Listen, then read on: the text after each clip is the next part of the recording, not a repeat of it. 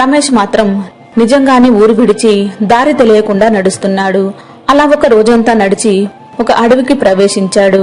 ఆ అడవిలో ఒక పాత గుడి కనిపించింది. ఆ రాత్రికి రమేష్ గుడిలో విశ్రాంతి తీసుకున్నాడు. అసలే పొద్దున్నుంచి నడిచి ఉండటం వలన వెంటనే నిద్ర పట్టింది. మర్నాడు పొద్దున్నే మెలకువ రాగానే లేచి మళ్లీ నడక ప్రారంభించాడు. అలా వెళ్తుంటే దారిలో దుంపల చెట్లు కనిపించాయి. బాగా ఆకలిగా ఉండటం వలన వెంటనే వాటిని తవ్వుకుని దగ్గర్లో చెట్టు కింద కూర్చుని తిని మళ్లీ నడక ప్రారంభించాడు. అలా నడుస్తూ ఒక ఊరు చేరుకున్నాడు.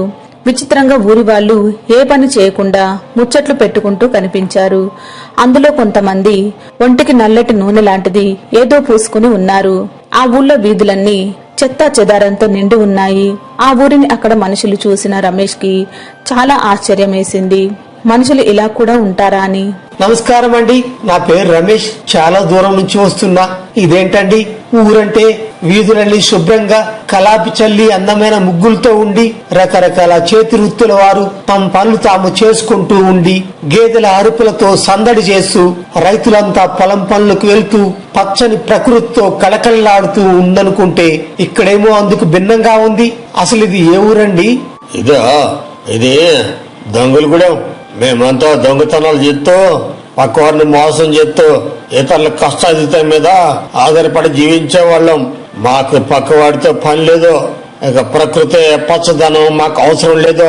ఎవరెట్టా పోతే మాకే, మేం మాత్రమే బాగుండాలి. ఓ బాబో, నువ్వేదో దారి తప్పి ఈ ఊరు వచ్చినట్టున్నావు. త్వరగా ఇక్కడి నుంచి వెళ్ళిపో. మా వాళ్ళు చూశారంటే నీ దగ్గరున్న సొమ్మంతా కాజేసి నిన్ను చెట్టు కట్టేస్తారు. నాకు దొంగతనానికి సమయం అయింది, నేను వెళ్తున్నాను. ఆ ఊరి వ్యక్తి చెప్పిన మాటలకు రమేష్ ఇంకా ఆశ్చర్యపోయాడు. ఒక దొంగ అంత నిర్భయంగా దొంగతనం చేస్తా, పక్కవారిని మోసం చేస్తా అంటూ మాట్లాడుతున్నాడు. ఇది చాలా విచిత్రంగా ఉందే అనుకుంటూ అక్కడ ఉన్న చెట్టు కింద కూర్చుని ఆలోచించసాగాడు. ఒకసారి చుట్టూ చూశాడు. శుభ్రం చేసేవాళ్లు లేక నేలంతా చెత్తా చెదారంతో నిండి ఉంది. రమేష్ మదిలో ఏదో ఆలోచన వచ్చింది.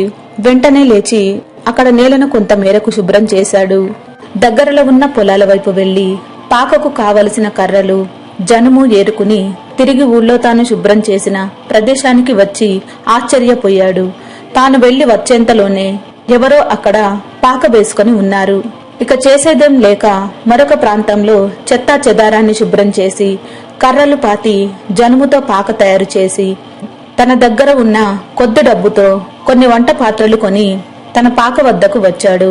అయితే అప్పటికే పాకను ఎవరో ఆక్రమించుకున్నారు.